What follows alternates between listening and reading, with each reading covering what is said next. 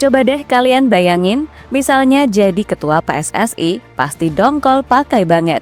Bagaimana enggak gitu? Pihak federasi sudah capek-capek datangkan pemain berkualitas agar bisa main maksimal dan lolos ke Piala Dunia. Malah coba-coba strategi di laga sekrusial malam tadi.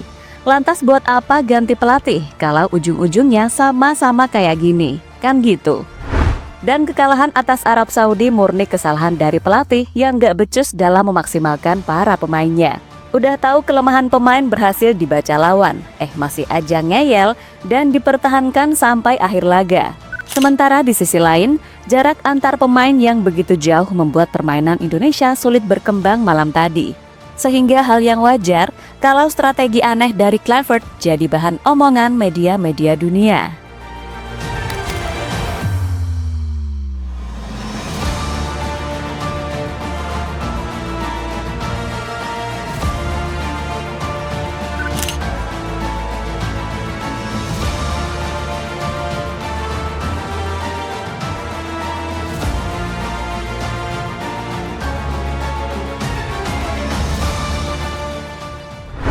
Masih ingat kan dengan postingan satu ini, di mana salah satu exco PSSI menyebut kalau pergantian pelatih di tengah kompetisi babak round 3 kemarin adalah sebuah keputusan telah.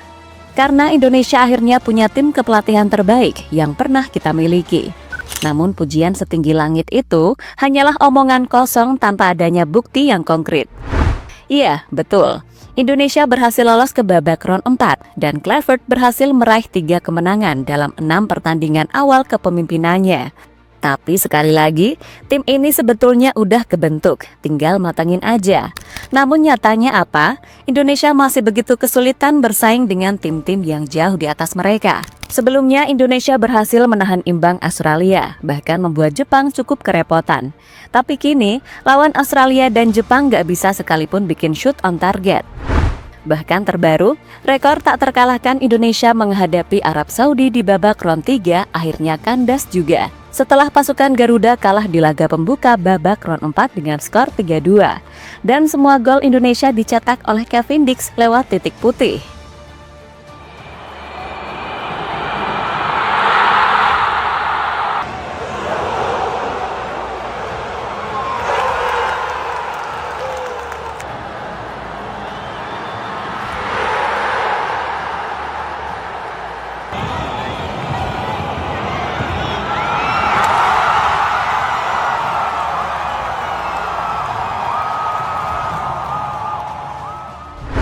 Sementara di sisi lain, sorotan tajam mengarah kepada pelatih timnas Indonesia, Patrick Kluivert, yang dinilai kurang hati-hati dalam memilih pemain dalam strategi line up pertama melawan Arab Saudi.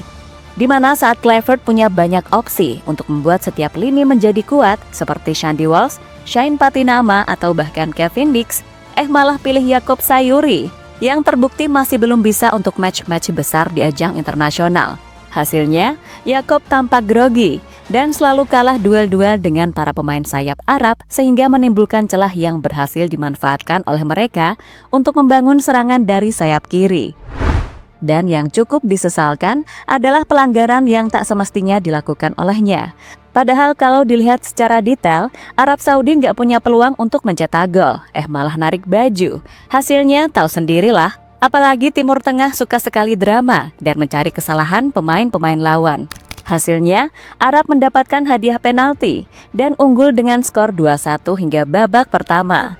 Selain Yacob Sayuri, lini tengah Indonesia cukup kebingungan. Bayangin aja deh, punya pemain seperti Ivar, Nathan Choaon, hingga Tom Hei, malah pilih Mark Locke yang main di Liga 1 aja masih angin-anginan.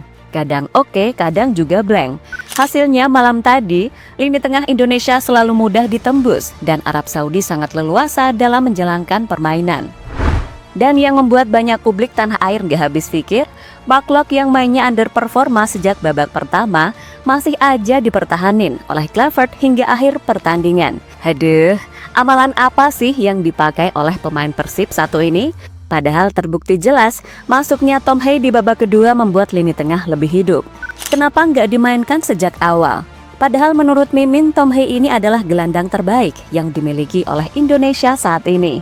Dia juga punya peran krusial. ketika Indonesia berhasil kalahkan Arab Saudi 2-0 di GBK beberapa waktu yang lalu. Harusnya secara logika, kalau udah terbukti bisa ngasilin, kenapa nggak dicoba lagi? Malah coba-coba, kan jadi aneh.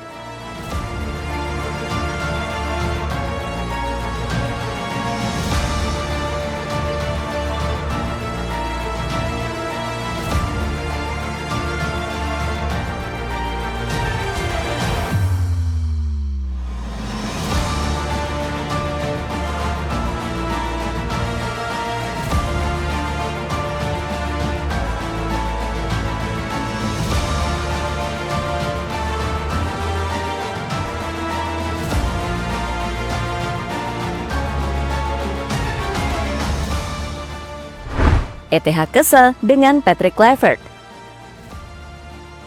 Sebuah kejutan diberikan oleh Patrick Kluivert dengan melakukan rotasi skuad Garuda. Dengan absennya Emil Audero dan Calvin Verdong karena cedera, justru Patrick Kluivert melakukan perombakan mayor dalam skuad. Selain Maarten Pas dan Dean James yang tampil sebagai starting 11, Patrick Kluivert menurunkan Mark Locke, Beckham Putra Nugraha, Miliano Jonathans, dan Ragnar Oratmangun sebagai starter 11. Tak berhenti di sana, Patrick Kluivert menggunakan skema 4-4-2 dengan menduetkan Kevin Dix dan J. Itzes. Walaupun sebenarnya trio Justin Hubner, Rizky Ridho, J. Itzes sudah sangat padu. Hasilnya, Kluivert pun jadi sasaran empuk netizen plus 62 dan desakan untuk Kluivert mundur atau dipecat pun muncul di media sosial. Tak terkecuali di kolom komentar unggahan terkini Erick Thohir di Instagram. Mereka berharap adanya evaluasi.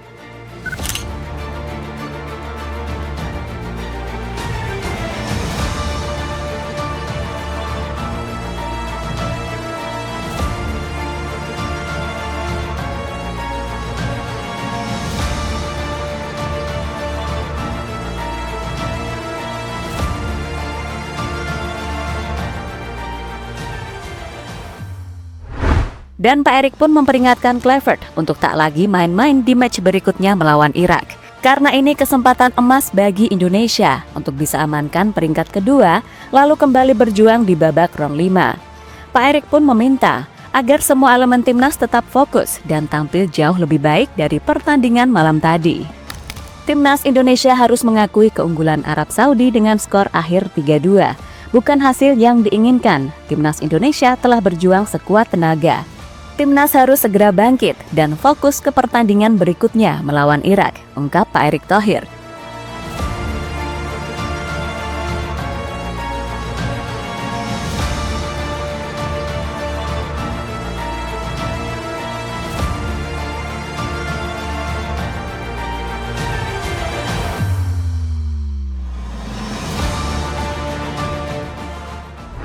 Formasi aneh Patrick Kluivert jadi sorotan dunia. Pemain pertama pilihan Kluivert versus Arab Saudi malam tadi benar-benar mendapatkan sorotan banyak pihak. Pasalnya, Indonesia sejatinya bisa saja memenangkan pertandingan dan menekan Arab Saudi sejak menit awal pertandingan. Jika Kluivert bisa memaksimalkan semua potensi pemain yang dimiliki oleh Indonesia. Namun nyatanya, Kluivert justru gagal membaca situasi dan memilih untuk menurunkan skuad yang terbilang cukup nyeleneh. Bagaimana nggak nyeleneh? Indonesia punya Shandy Walsh yang lagi on fire di Buriram. Malah mainin Yaakob Sayuri. Di sayap punya Ragnar dan Ole Romeni yang baru pulih, kok malah mainin Beckham Putra. Lalu di tengah, Indonesia punya Tom Hay dan Nathan Choaon yang baru on fire lagi. Malah pilih Mark Locke, aneh aja gitu loh. Padahal banyak pemain-pemain Indonesia yang jauh berpotensi untuk duel-duel dengan para pemain Arab di lapangan.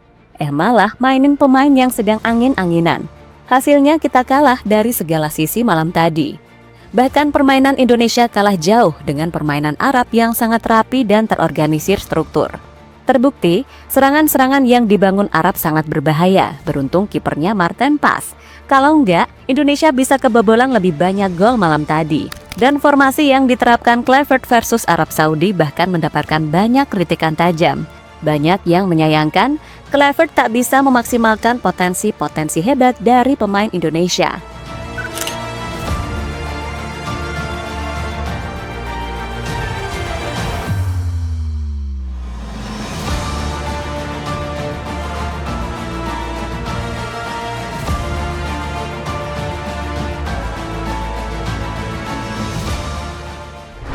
Dan terlepas dari apapun, intinya Indonesia harus segera berbenah dari match malam tadi. Kalau emang masih punya keinginan tembus ke panggung dunia, ya harus segera evaluasi. Kalau permainannya masih kayak gini dan gak ada perubahan, walah, sulit bro.